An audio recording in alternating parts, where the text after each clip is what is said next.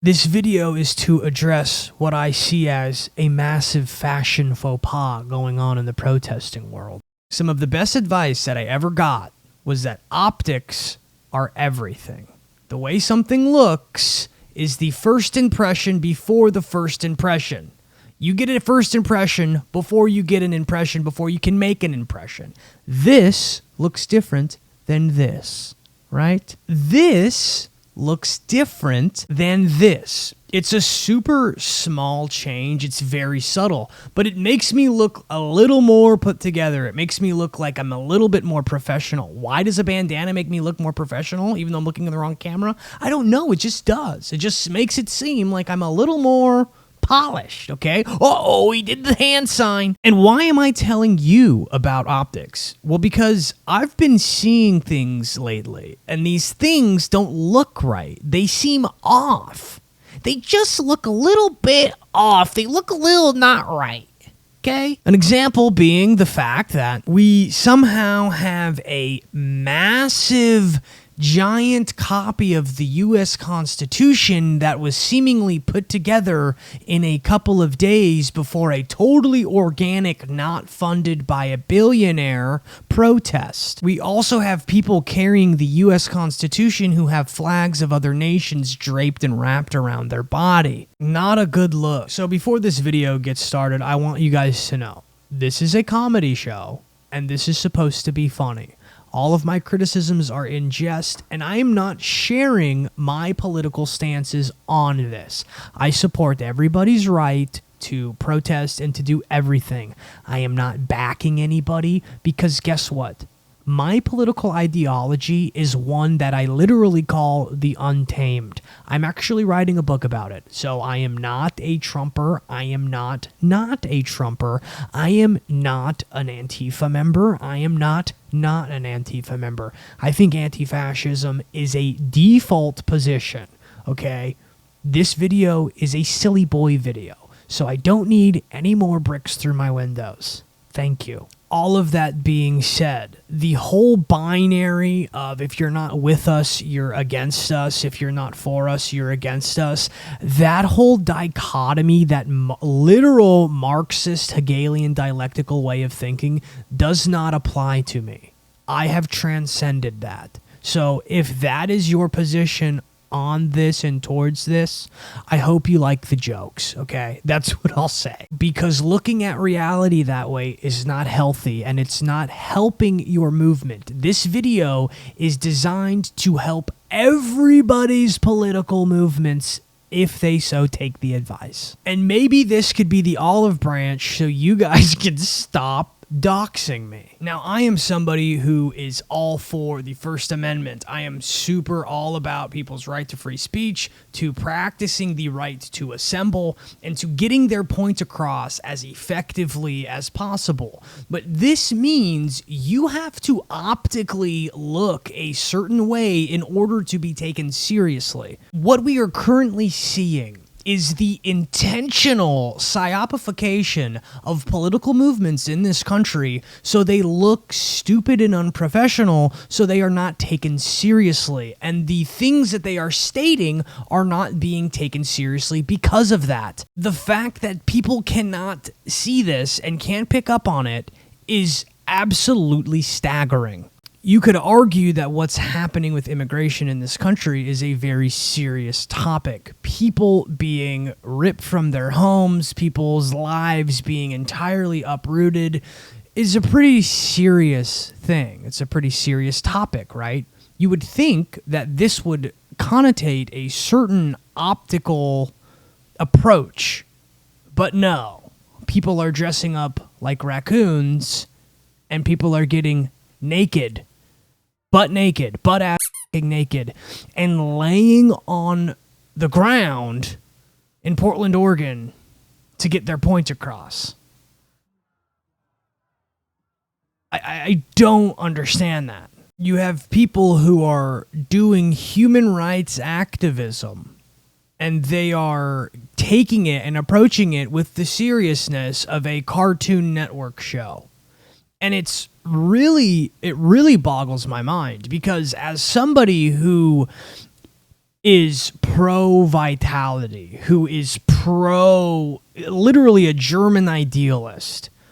To fight for one's rights is a fundamental human thing, even for the people I completely disagree with. And I'm not even inserting my own opinion or my own stance into this whatsoever. That's not what I'm trying to do.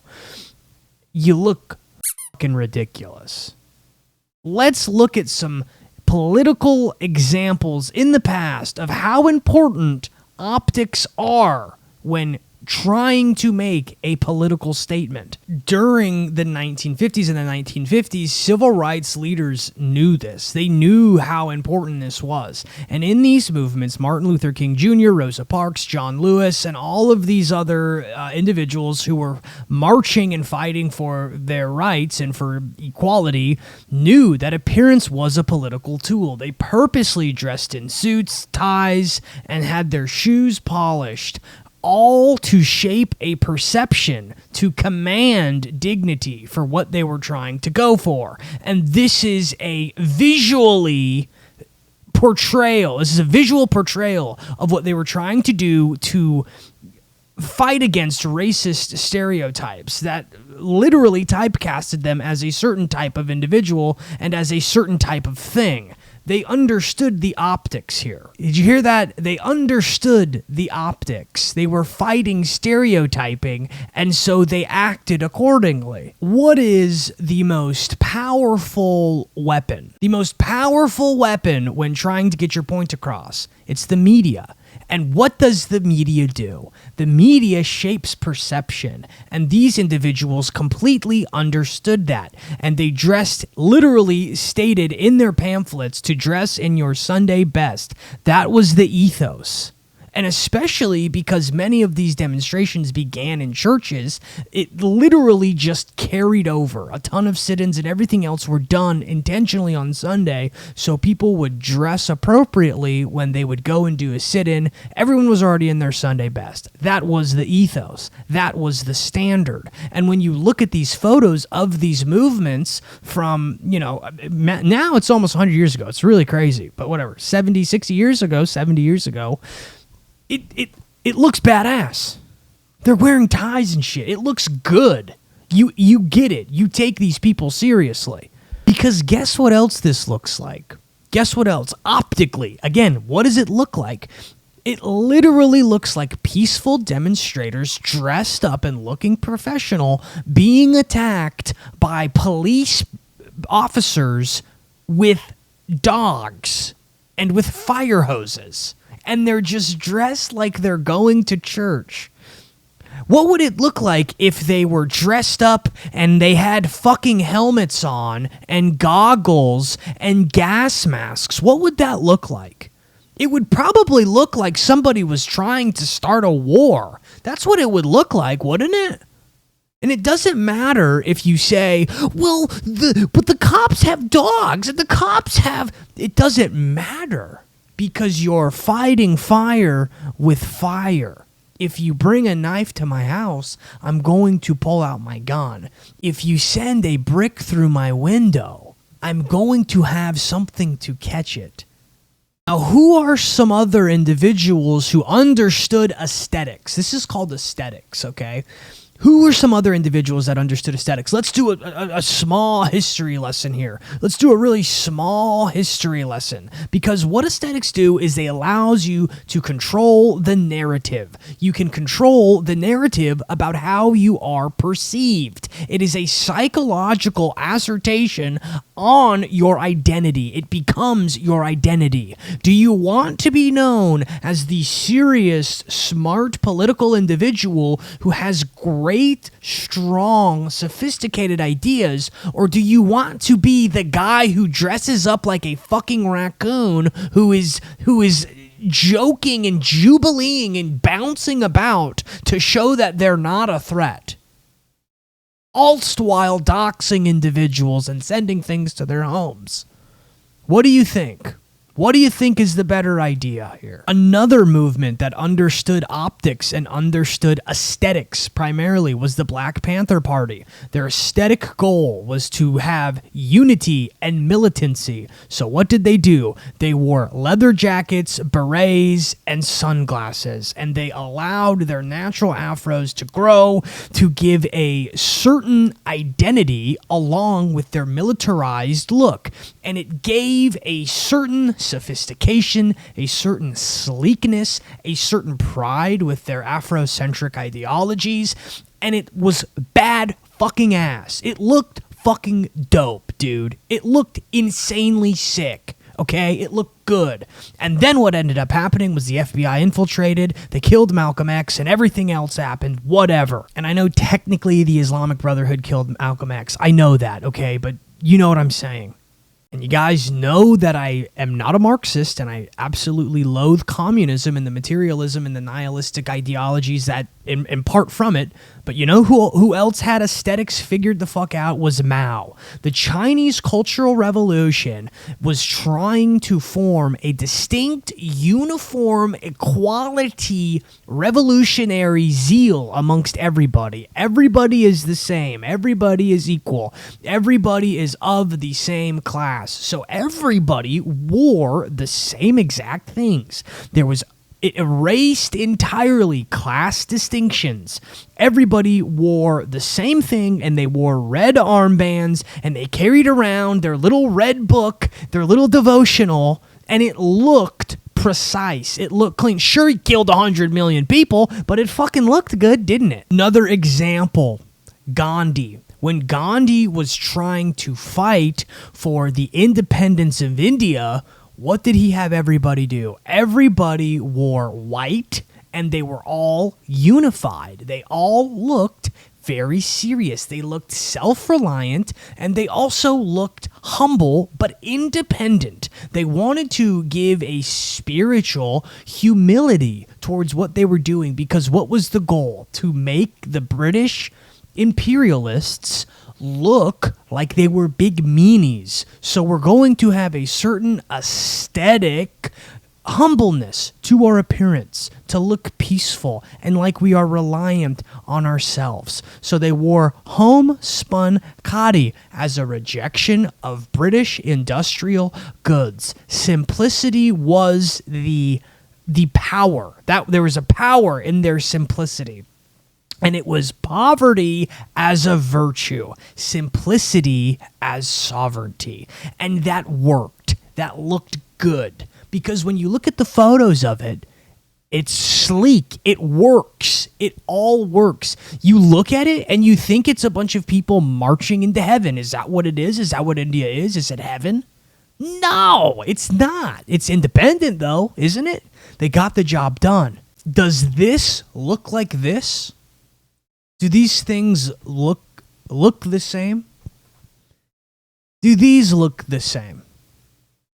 Which one do you take more seriously? Because I know which one I take more seriously. Which ones are actually going to work? How about that one? Which ones are actually going to work? Like, let's have a real serious conversation here, right? Let's talk about some other ones on the other side. Let's talk about the other side of this coin. Let's talk about some real sleek motherfuckers who actually got a lot of things done in a short amount of time.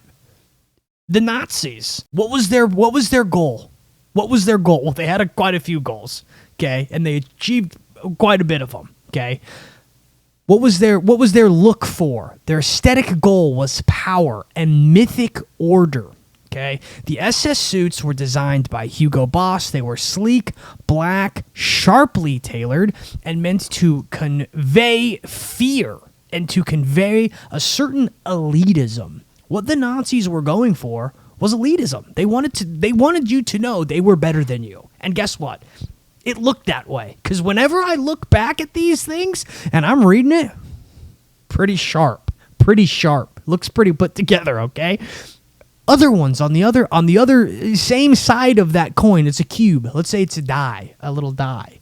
Another side of that, the fascists of Italy, same look, same exact look. They went for a classical revival of the Roman aesthetic, the classic Roman aesthetic that is imparted in our brains. Roman symbols, faces, wreaths, marble arches, black shirts inspired by the Roman legions with a futurist Art Deco blend with a little ancient grandiosity sprinkled and peppered in there. And it looks right.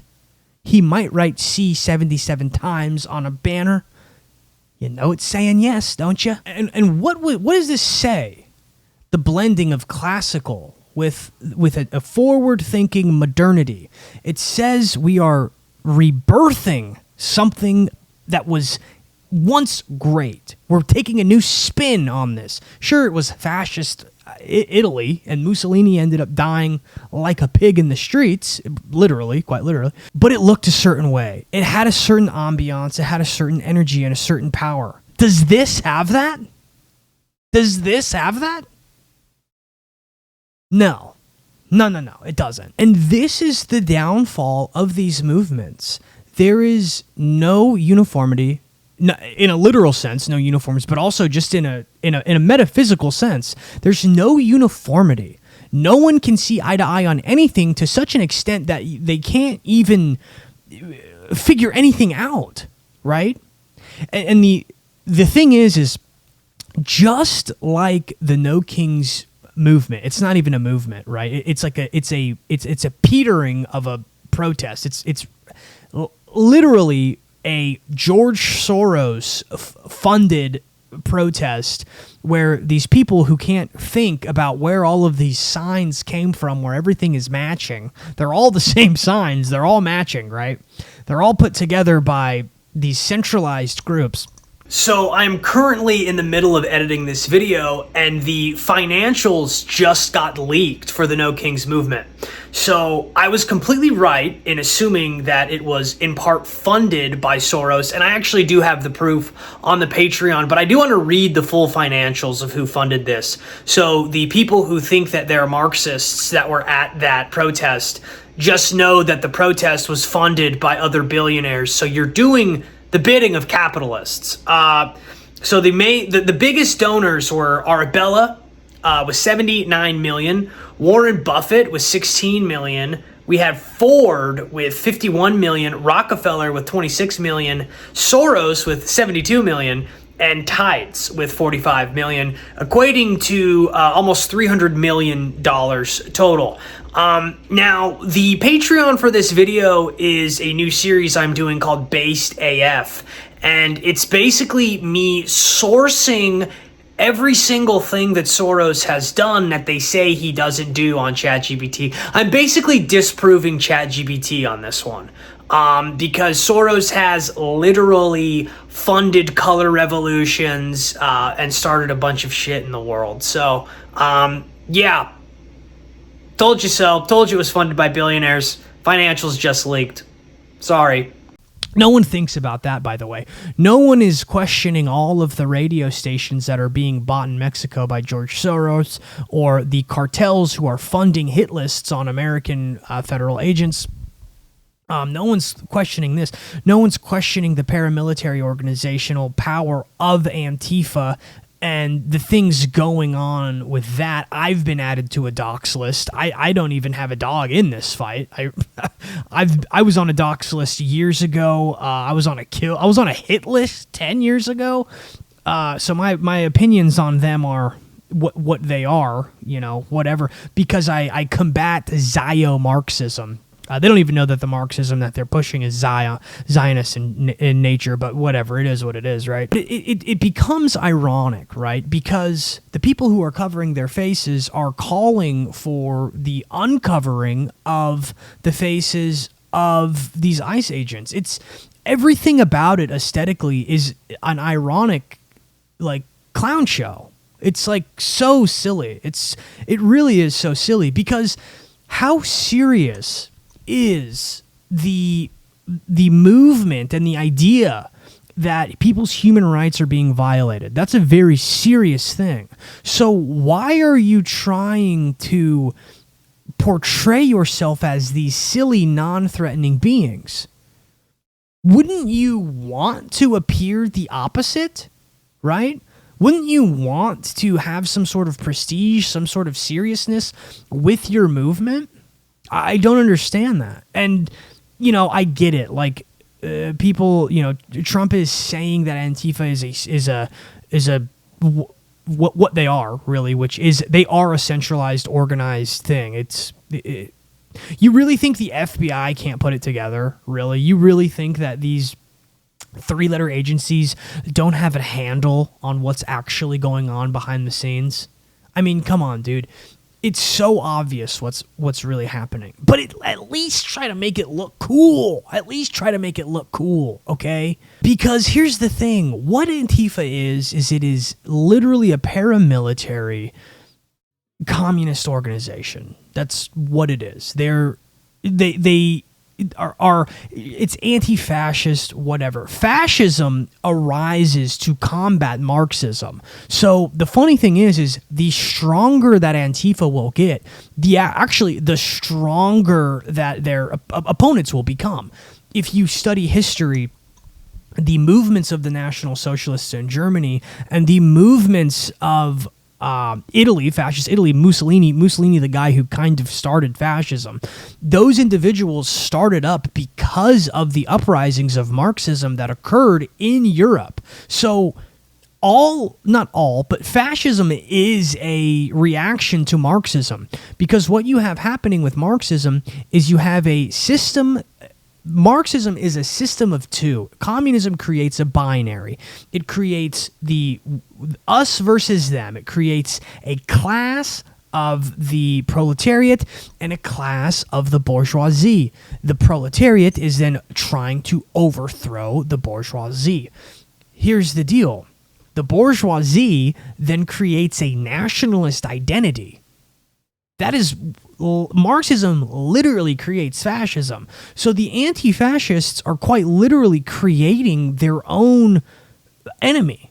And it's only going to increase until one is finally extinguished for good, right? So you have these people, right? You have Alan Moore, the guy who wrote V for Vendetta, which ironically, sparks its own its own aesthetic, right? The V for Vendetta mask. You have these anons online, all of this stuff, right? The Alan Moore, refers to himself as a third generation anti-fascist, which is kind of funny because I think being an anti-fascist is the default position. I don't really think a lot of people exist in this fascistic mode, hoping and praying for like a dictator to rise out of the ashes that don't exist, because we've never gotten there yet in this country, at least, right? So that's like the default position. But the thing is the paramilitarization of Antifa is literally creating their own monster, and it's only going to increase. But here's the deal. Even though I have my qualms with Antifa as an organization, not as an ideology, I think being anti-fascist should be the default position. I'm still trying to help because guess what?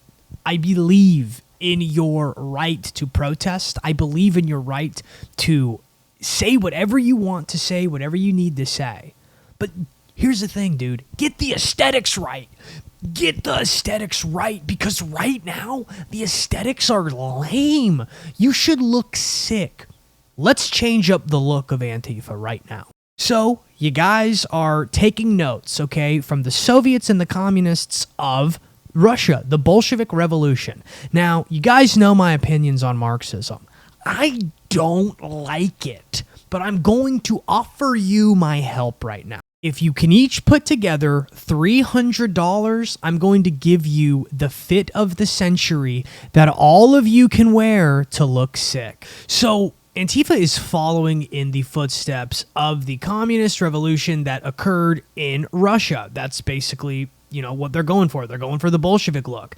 And the Bolshevik look really was two colors. And the goals were industrial strength and collective order, while also implementing a little a small little dash of futurism, right? Which is great. I mean, the Soviet Union look was so sick. It was so sick. And it went with a bold red and a super sleek black.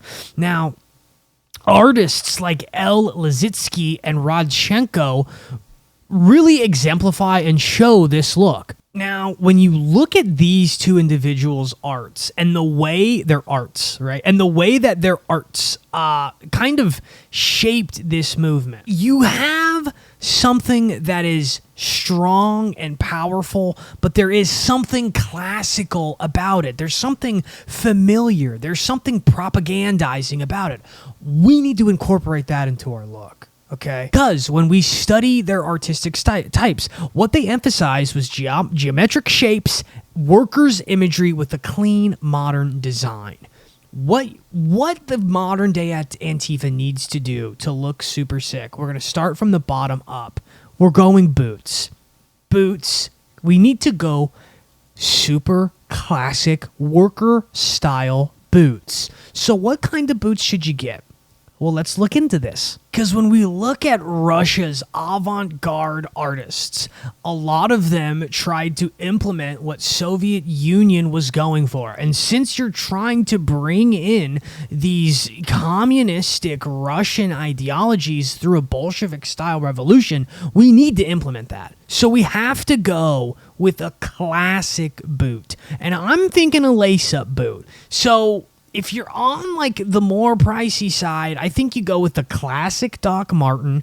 You can't go with the platform, because if you go with the platform, you're going to be tripping and falling. Okay, so you go with the classic Doc Marten. From there, we're going to go black cargo military pant. I think that is just a perfect sleekness. But here's the deal. Most of you guys live in Portland. A lot of you are from Portland, and there's a lot of you in Chicago as well. Both of those places get a little bit cold and they get a little bit rainy. So what I think, instead of doing the hoodies that I'm seeing so many hoodies, you go trench zip up. You go a trench raincoat zip up. I'm picturing something just like this. I think this right here, with the cargos, with the boots, is a great look, but we're only implementing the sleek black. And think about the geometry of the raincoat, very rectangular. In order to loosen that up and to give it a little bit more flow and a little bit more flop, I don't think you go bandana. I think you go red scarf. Nothing else, a red scarf. And even upon further investigation, the Russian movements, the communist movements in the 20th century, they did wear red scarves, and they also had red flags, red hankies, whatever. So, I mean, you could really do anything with the red, right? Like, I mean, but what you could really do is, I'm thinking you go full scarf. I think a scarf will keep you warm. If somebody gets injured, you can use it to do something, create a sling out of it. Maybe when you get bashed up, if you get bashed up, you can create a sling out of it. And then for the top, this is where it gets dicey. What do you wear up top? Do you wear anything? Well, I don't know, because a lot of the hair profiles, real colorful types. So you might want to cover that up. If you do not have a traditional color of hair, you might want to wear some sort of cap. Maybe you go all black beanies. That gives it a nice, sleek, unified look. Because the thing is if you have someone with pink, blue, green, red hair, it's going to stand out like a sore thumb. And what you're going for is uniformity. You're going for class consciousness. You got to think Mao. You got to think the Bolsheviks, right?